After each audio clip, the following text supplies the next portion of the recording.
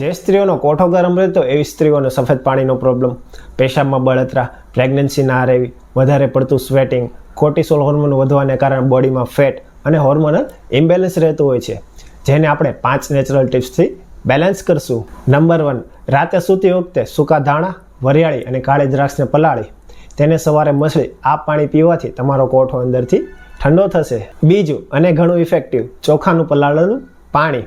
રોજ રાતે 1 મુઠ્ઠી ચોખાને પાણીમાં પલાળી દો. આને પીવાનું ચાલુ કરો.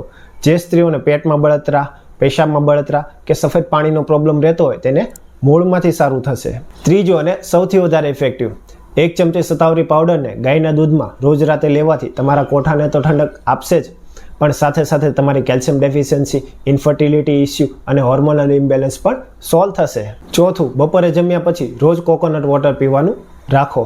પાંચમું, ચિયા અને સબ્જાના સીડને દૂધમાં પલાળી રોજ સાંજે પીવાથી ઠંડક સાથે સાથે ઓમેગા 3 પણ વધારશે. સ્ત્રીઓની આ તકલીફમાં કયું પંચકર્મ ઉપયોગી બને એ જાણવા કોમેન્ટ કરો.